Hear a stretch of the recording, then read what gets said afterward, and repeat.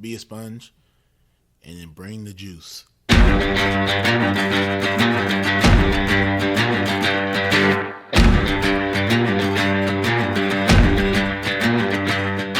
By focusing on your improvement, by focusing on your progress, and eliminating any fixed mindset that you may have and acts of perfectionism, then you encourage your own mastery. On some level, we do what we want to do 24 hours a day. Now, sometimes it may not seem like that, but if I'm choosing to work instead of sleep, what I'm actually saying is keeping my job is more important than sleeping.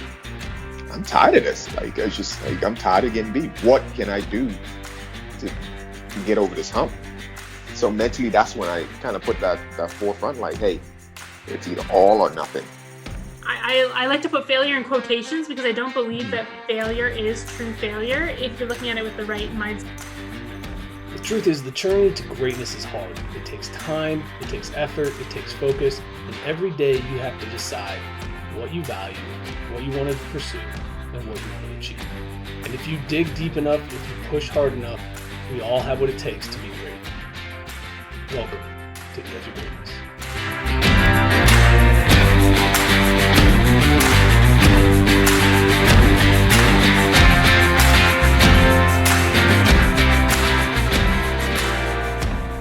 Hello and welcome back to another episode of the Edge of Greatness podcast. I'm your host, Charles Schultz, and today I am joined by a very special guest, Dr. Amber Selking, founder of Selking Performance Group and author of Winning the Mental Game. Amber, thank you so much for joining me today. Thanks so much for having me. Excited to be here today. Awesome. So I, as an athlete myself, as a former athlete, I'm always intrigued why people choose the numbers that they do. And so what I want to know is, what is it about number 11 that makes it your favorite? Yeah, well, because when I was little, I was number one because I thought I was number one at everything and not to be competitive at all. And so when I got to high school, number one wasn't an option anymore. I wore it all the way through junior high. And so I was like, well, what's better than number one? Double ones. And so became number 11. I love that. Yeah. So I was wondering if there was an athlete or something like that, because for me growing up, obviously when in my area, there was a couple things that really stood out. It was 49ers football, Notre Dame football, Chicago Bulls basketball. And so those numbers kind of triggered what I became. And, with you being a fan of Notre Dame, I was wondering if there was a tie in there, something like that. So that's kind of awesome. There wasn't, but my older brother was a avid 49ers and Bulls fan. So we grew up watching those guys a lot. That's awesome. So my curiosity then leads me to, what drew you to football over the other sports initially? Or is that just something that became more high profile and it wasn't necessarily you were drawn to football? Or Yeah. So I grew up in an entrepreneurial family, and it's always about ROI, right? What investment are you making and what return are you getting? And I was a soccer player at Notre Dame for my freshman year before I got released due to injury. And a couple of my best friends were on the football team. And, we would sit around late at night and ice each other's knees, and have life talk. And they'd always be like, Amber, I want to be a good dude. I do. But, girls don't make me, adults don't expect it of me, and everything's just sort of fast and easy right now. And I was just like, man, if you dudes could get it figured out, the impact that would have on every other sport or the rest of our campus would be phenomenal, And so when I combined sort of this understanding of like sport and high performance, and then just my heart for some of my best friends, and thinking about it from not on return on investment, but return on impact, that's really what birthed my desire to be in the field of sport and performance psychology. A lot of my research was actually in Black masculinity in sport, and, understanding the dynamics that exist for our African-American men in our country, and what that experience is like and how that manifests through sport, but more importantly, how that then impacts life beyond sport. And so, I had a heart to be in football, because if we want to make a big impact, again, if the football program and coaches and players can be operating out of a lens of, purpose and high performance and mental performance and emotional control, and great communication, then think of the impact that will have on other sports in a community. But then also when those guys become husbands and fathers and leaders in whatever industry, wherever they decide to do in their lives, that was sort of the impetus for going into the space of football. That makes sense. So during your time at Notre Dame working with the football program, what were some of your greatest impacts that you noticed working with that team?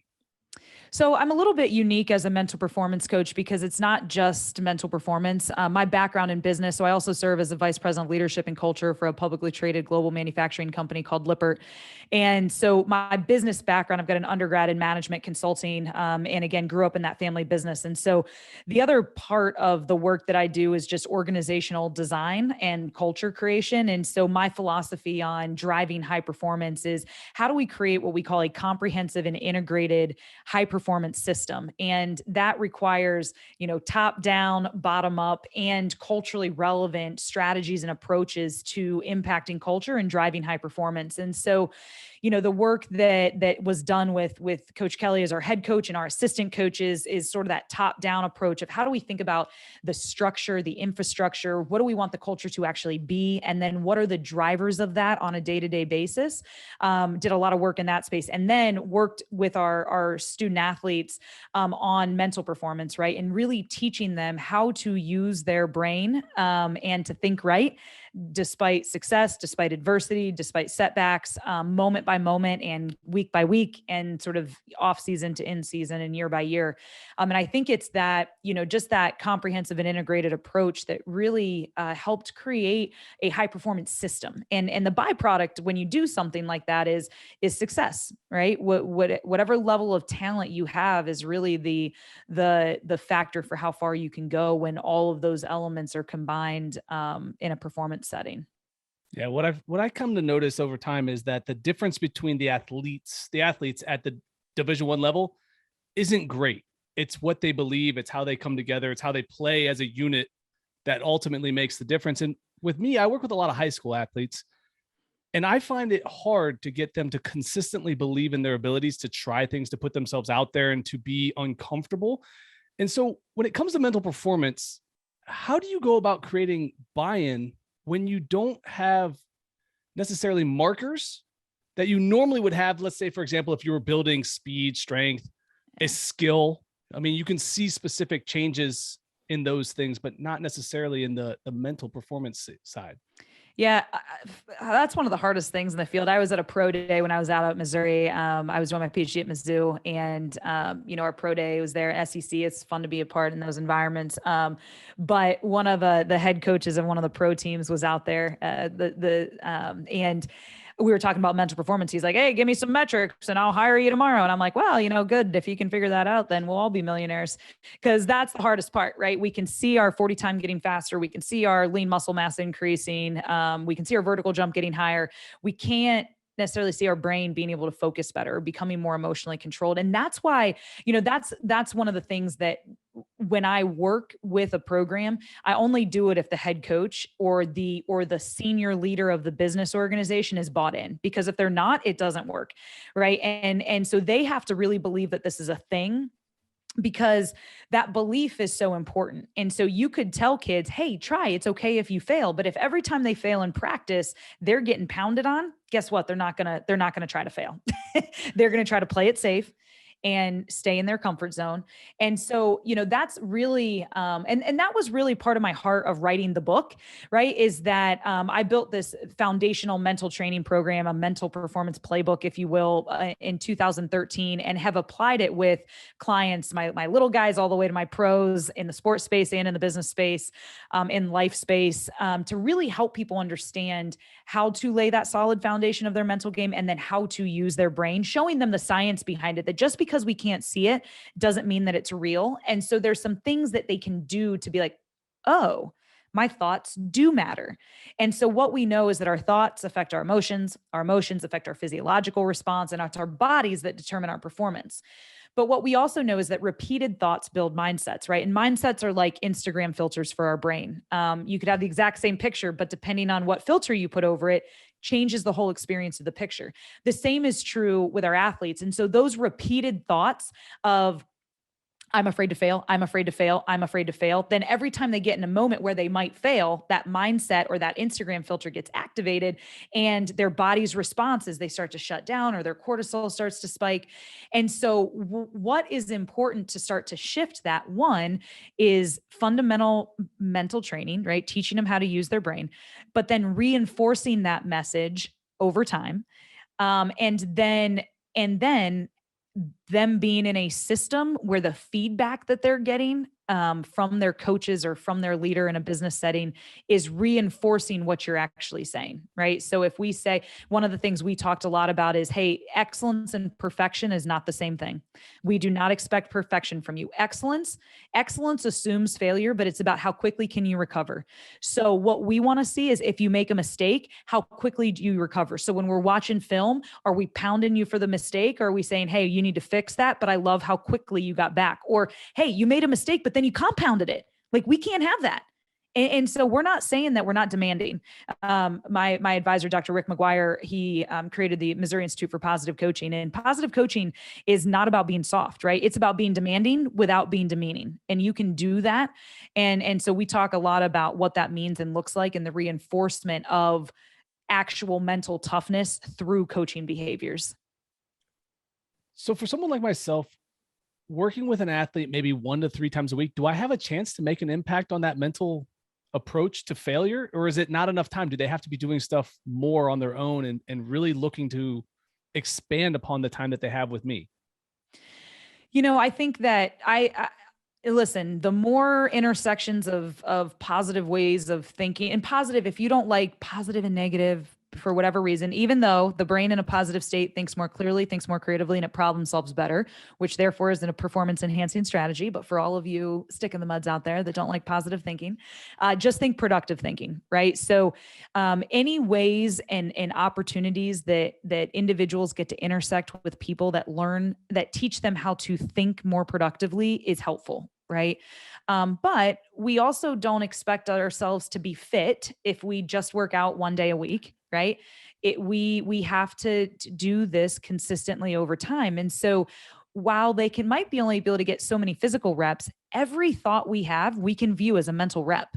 And so thoughts are mental reps for our brain. It's those thoughts that build those mindsets. And so what I would challenge you to help your athletes understand is that, hey, the things we talk about here, I want you to be thinking about these every day, all day, in school settings, in practice settings, in the weight room, when you're home with your mom and dad, and how can you get productive mental reps? Because little by little, you'll be able to build those championship mindsets in every domain of your life if you're mindful about what reps you're repping when they're not around you.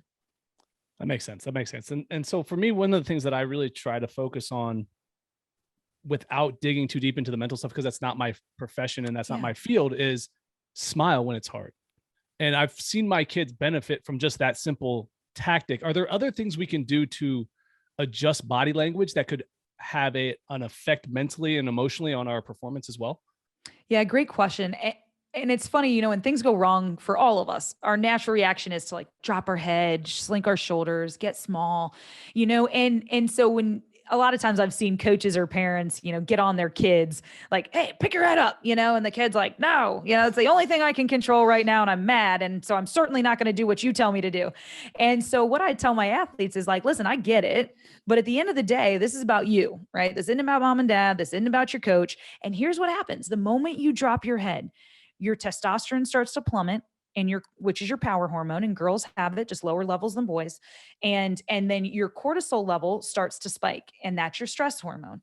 And so in those moments when things go bad, one of the most important things you can do is keep your chin up, keep your shoulders back, to keep your hormones balanced. And if you can do that, then maybe you can get your thoughts on board, then maybe you can get your energy back. And so it just gives you a little bit more traction in how you're navigating the hardest moments of your sport. Speaking of hard moments, I know that when you were at Notre Dame, you suffered an injury. And as any athlete who's been in sport knows, there's nothing worse than sitting out and watching. So in that moment when you got injured and when you were recovering and going through that process, how did you manage your mental approach? How did you manage your time while you were not able to physically perform?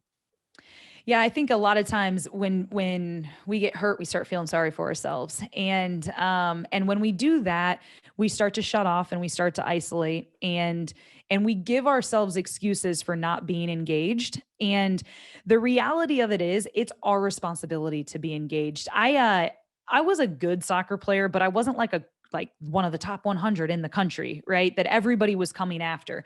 And so I just got in my mind early on, you know what, if I'm going to go play Division I ball, I'm going to have to recruit myself. And so that sort of mentality, and not taking it personally and not feeling bad and giving myself some reasons like, hey, I'm from a town of 1800 in Northeastern Pennsylvania. Like, who is ever going to find me there?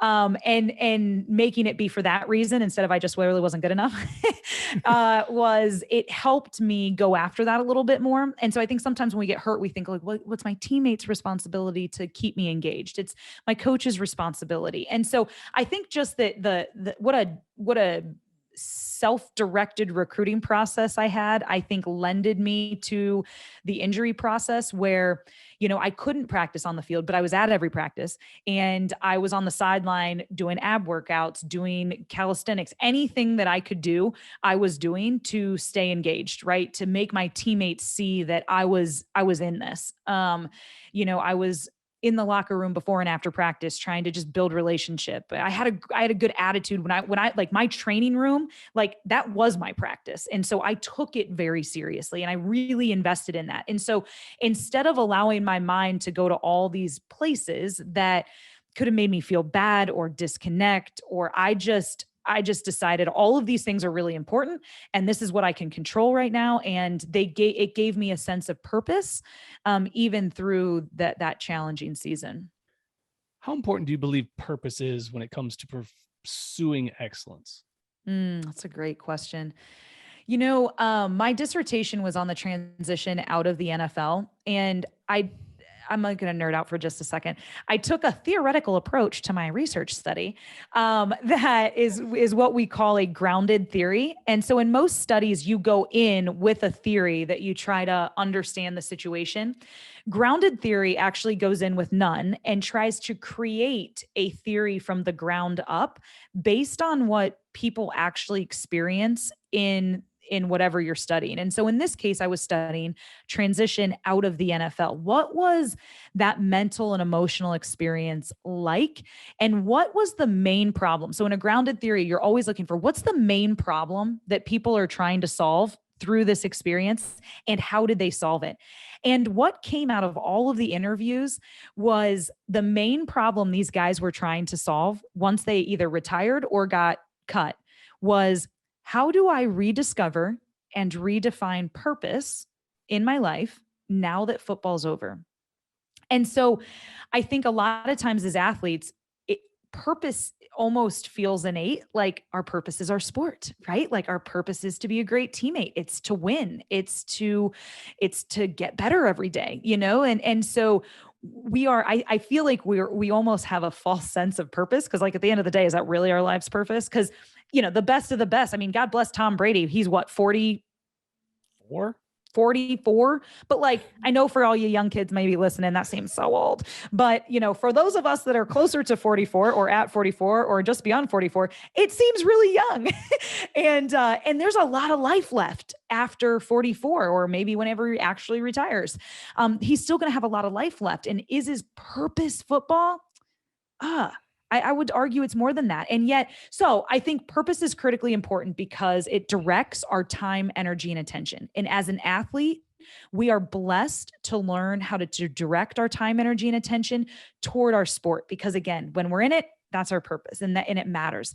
But I think what sport then teaches us, and when sport is gone, we realize, man, I better have another purpose, or else I don't know how to direct my time, energy, and attention. And you spend your life sort of just floundering, trying to find that. So that was a lot, but that's what I think purpose is really important. I think, how we define it and how we leverage it is all about, sport is awesome because when it is our purpose and we invest everything we have, we learn how to invest everything we have. We learn hard work and sacrifice and discipline and teamwork and communication and leadership and all of the things that will then serve us for our next season of purpose, whatever that might be.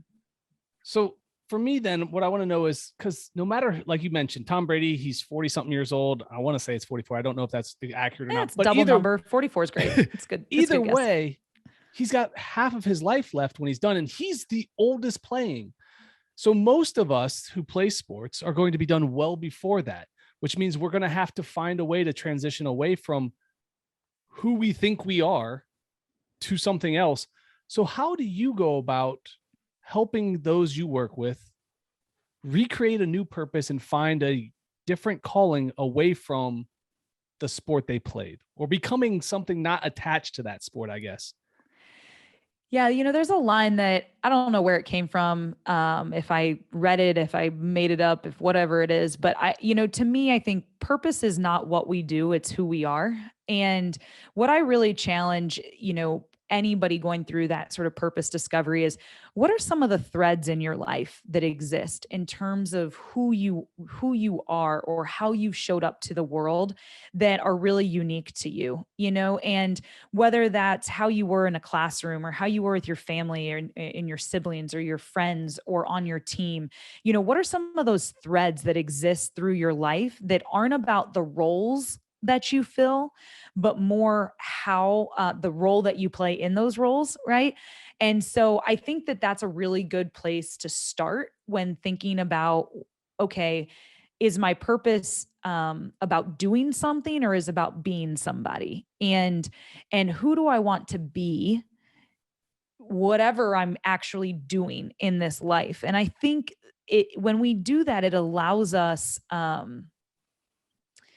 the hardest thing when you lose your sport is that, like, you're an athlete, like you're Amber the soccer player, I mean, that's an identity, and that gives you like a clout and a little, ego. And I don't think ego is a bad thing, and then when that's gone, it's like, ooh, am I as cool is Amber as cool as Amber the soccer player was? And so I think really thinking about who is the man or the woman under the jersey, and what are sort of the heartbeats that I bring to different situations and scenarios that I can continue to bring, whether I'm wearing a jersey or a quarter zip or, a business suit, that really can reveal what's my purpose in this world as a human versus as a role. When did you discover that the mental performance route was your route? Good question too. I was sitting at a computer desk in my first job right out of undergrad, about 3 months in, and I called my mom and I was like, I'm going to kill myself right here at this computer screen. Now, I went to grad school in psychology, and I realized you're not allowed to say that. So if you're listening to this, that was an exaggeration, because my mom was like, this is my mom's response. She's like, ooh, rough day at the office, huh? and she just goes, well, why don't you go back to grad school? And I'm like, Mom, you got to know what you're going to grad school for. And she goes, well, just Google sports psychology. And at this point, my mom didn't know what Google it meant. And we had talked about every career under the sun, but never sports psych. So I was like, okay, thanks, Mom. Have a great Tuesday. Bye. And if you learn anything, it's that your mom's always right. So I Googled sports psychology, and the first program that came up, I read through all the coursework, and I was like, oh my gosh, this is exactly what I'm supposed to do with the rest of my life. And I just had this deep sense of peace and knowing. And as I looked back on my life, I was the kid in junior high basketball, that would have the girls over to our house, and we all picked nicknames and made t-shirts and set our goals and, came up with our core values, and I was that kid. And so that, and I saw that as the thread through my life. And I was like, there's a whole field that has a science behind all of this, and, and it was just that sense of, again, that thread that existed in my life, into what I could see as a potential future. That's incredible. I love that story. And I love that it ties back into all the way when you were playing youth sports, the fact that that's who you've been at your core. And it just happened that your mom mentioned sports psych in a conversation. You were like, yeah, sure. I'll check it out. Whatever you say. Oh, that's me. Weird. Okay. So anybody listening, your mom is always right. If she's ever told you something and you never listened to it, go back and Google it and see if it might change the trajectory of how you operate. That's awesome. I love that. So what I want to dig into a little bit more now is the pursuit of excellence is something that comes up a lot, especially in the sports world. Everyone wants to be the best. They want to be the GOAT. They want to chase these great aspirations and achievements. But I don't think excellence is the achievements. I think it's the pursuit of them. And I think that's something that we forget about. And I also think we don't understand how difficult excellence is. Can you talk to a little bit about the mundanity of excellence? I was actually going to reference that. So the Mundanity of Excellence is a really great article in the sports psych literature that did a study that looked at what actually goes into excellence, because people see the podium, right? And so they did the study on Olympic swimmers, and what they found, like some of the biggest differentiators, is the amount of time spent on small details of swimming, right? Of racing. And that could be like, doing thousands and thousands of flip turns to get just the right distance away from the wall, to figure out how to get your body to move perfectly, to shave a quarter of a second off of your time, right? Over and over and over and over again. And, excellence in winning is not sexy. Like, as college athletes, guess what your life is like? You wake up, you go to breakfast, maybe you go to the training room first, and then you go to breakfast, and then you go to class, and then you go to lunch, and then you go to the training room, and then you go to practice, and then you go to the training room, then you go to dinner, then you do homework, then you go to bed, then you get up, and you do the exact same thing again. And then depending on what sport you play, you might get anywhere from 12 to, I don't know, it's the most number of games or competitions that college sports has. Maybe 55 for baseball. 55. There you go. So anywhere from 12 to 55 chances where, like, the lights are on and you get to wear the actual jerseys and helmets and gear and, all the stuff. And so to really, excellence is a process, and you got to learn to fall in love with that and find, like, importance in seemingly mundane moments, or you don't take them seriously enough, and then when you don't take them seriously enough, you don't build the talent and the skill and the disciplines necessary to really compete at the highest levels and ultimately be successful. So when you're waking up in the morning, how do you manage a day when you're not feeling motivated? Because I hear a lot of times my athletes go, "Oh, I'm not motivated today." And I'm like, stop waiting to feel motivated. So what are some of the tricks that you use? Because we all have those days. We all wake up and go, "Ugh, it's gross out today. I'm just going to lay in bed." But we all get up and get moving if we're actually pursuing something of value. So how do you do it? What are some of the tricks that you have? Yeah. I think start doing like something, right? Like, if I don't feel like working out today, okay, well, do Bear Grylls, I can never say his name, right? Bear Grylls, whatever. He's this thing, like the 3-minute rule, right? Like, I'm going to start working out for 3 minutes. And if after 3 minutes, I decide I no longer want to work out, then I'll stop working out. Or if you're a writer and you're trying to write a book, but you don't feel motivated today, like, start writing for 3 minutes. And if after 3 minutes you don't want to write, then stop. The reality of it is, once we get started, we often keep going. And so that's a really simple tactic. I think also, one of the things that I try to be really disciplined about is, like, what are some of my first thoughts in the morning? So as I start waking up, is it, "Oh, I'm so tired, it's going to be such a long day, what do we have?" Or is it, "Okay, today's a new day. I can't wait to see what's on my calendar," right? Because like when you first wake up, you don't actually remember, even though the last thing I do is look at my calendar to make sure I know, like, what I'm starting with the day on. And so really getting disciplined about what some of your first thoughts are, because again, our thoughts affect our emotions, which affect our physiological response, which dictates our performance. And so really getting some right, energizing, positive, productive thoughts in our minds at the start of the day is a really powerful tactic. And then to your point, it's hard to be motivated when you don't know what you're chasing. So if you don't have clarity of goals, I would encourage you to get some of those. Grit is defined as passion and perseverance toward a goal despite pain or adversity. And one of the critical elements is toward a goal. It's hard to be gritty when you don't know what you're chasing. And if that goal doesn't actually matter to you, you won't be gritty. And so I think that a lot of times athletes just clarifying, what is it that I'm trying to accomplish, or who am I trying to become? And on those days when we feel off, tapping into that and reminding ourselves can get us to just take enough action until we can get some traction and get rolling. I think that's a great point about grittiness, because I think a lot of young kids see these athletes that are doing these great things and think they just like to do hard stuff. That's why, like I think that's the mentality that they have, that they look at them and go, oh, they just like that they like getting beat down. They like feeling like crap. They like going through 6 a.m. workouts. In your experience, how many people actually enjoy the really, really hard moments of preparing to play? Yeah, I will tell you that the best of the best that I've been around actually like that. But it was really fascinating. Like one of our with football, one of our senior captains was talking to our underclassmen before fall camp, and he's like, "Are we allowed to swear on this podcast?" Sure, go for it. Okay. So I just want to make sure before I say this. Yeah, you're fine. He's talking. He's like, guys, listen, fall camp is hard. It's really hard. In my freshman year, I remember sitting in those stupid dorm rooms, sore, tired, one like, why am I here? Calling my dad, complaining about it every night. And he said, and then one day I woke up and I was like, you know what? I love this shit. I love it. I love it.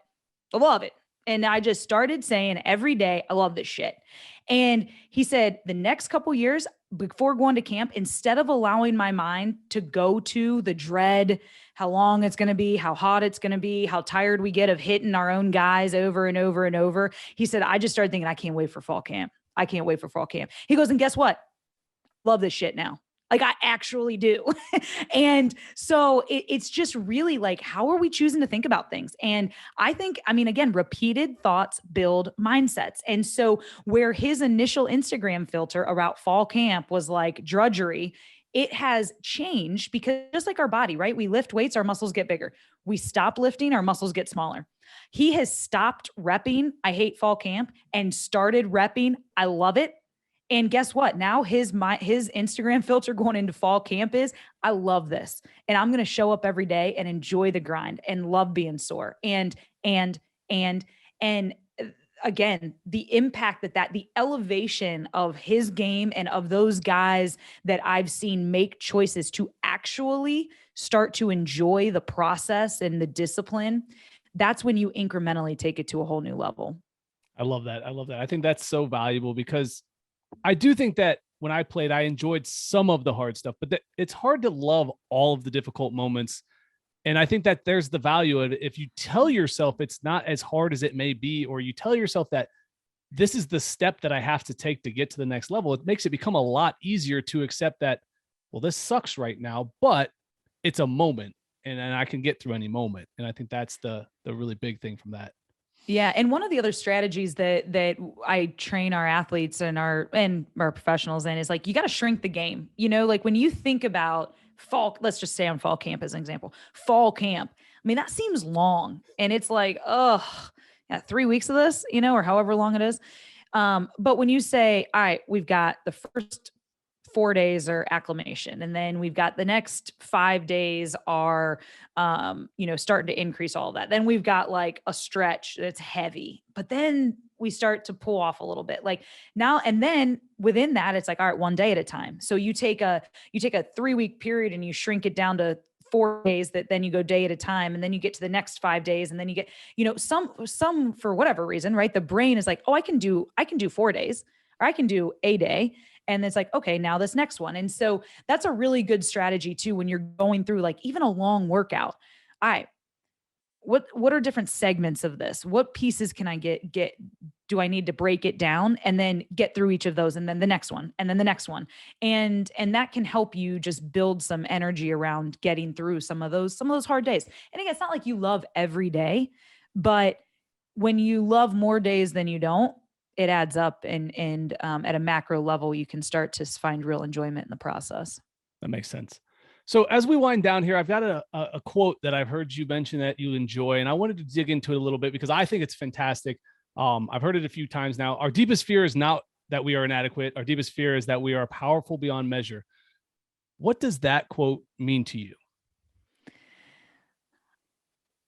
I think I've actually said that before, and I've had people say like, no, I actually think people's biggest fear is that they're not enough. And I don't believe that. I think we tell ourselves that. I think our society tells us that. I think we've built mindsets up and that we're afraid we're not enough.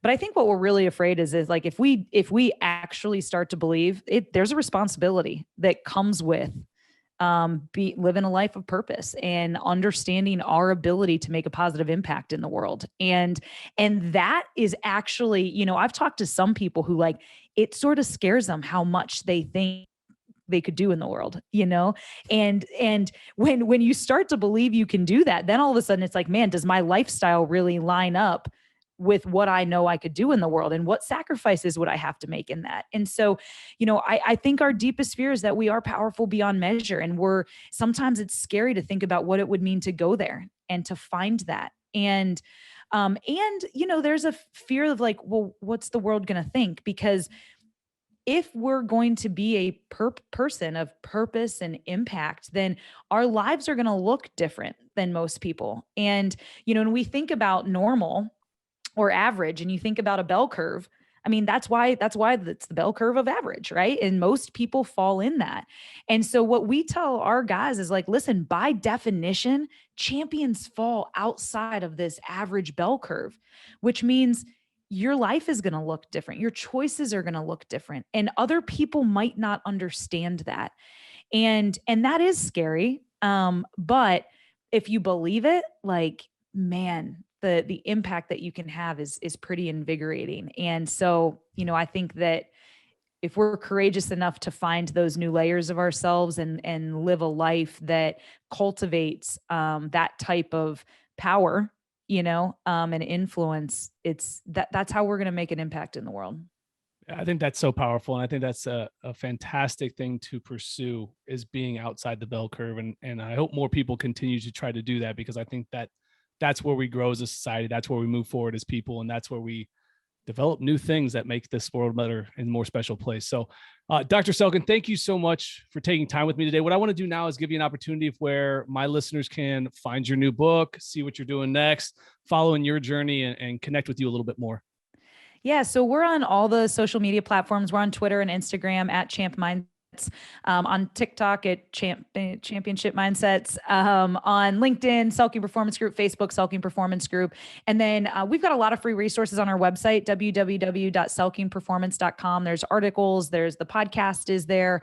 I have a podcast called Building Championship Mindsets. We're in season 11 right now, which is like the book release season. It all lined up perfectly. But we're about 5 years into that podcast journey. So there's a lot of cool different seasons depending on what exactly you're looking for. And then, like you mentioned, the book, it officially releases April 11th, called Winning the Mental Game, the Playbook for Building Championship Mindsets. There are 11 chapters. It is retail $24.11. I know. I'm a crazy athlete, but you started with the 11 things, so I figured I'd top it off. Awesome. I love that. And so you can get that through our website or on Amazon as well, but the website will get you to there. And I'd love to hear your thoughts. I think that's how we connected, was through social media. And so I appreciate you reaching out and sharing your heart and the work that you've done, and the support on some of the things that we're doing over here. And so I would just love to hear how people are applying this and the ways that you're using these insights to win your own mental game and hopefully help others do the same. Awesome. I will make sure all of that gets in the show notes. Again, thank you so much for joining me today. It's been an absolute pleasure having you on. Thank you so much. I appreciate you. As always, guys, keep reaching for the stars. Fall flat on your face, but remember, whenever we fall, always get up. Thank you for joining us today on the Edge of Greatness podcast. If you haven't yet, please take a minute now to subscribe and review our show. Join us again next week as we continue to dig deeper into the key components of greatness. The path to greatness is never linear, so remember to keep pursuing greatness no matter what. Keep stretching your abilities, reach for the stars, and fall flat on your face. But remember, no matter what happens, whenever we fall, always get up. Until next time, I'm Charles Schultz, and this was the Edge of Greatness podcast.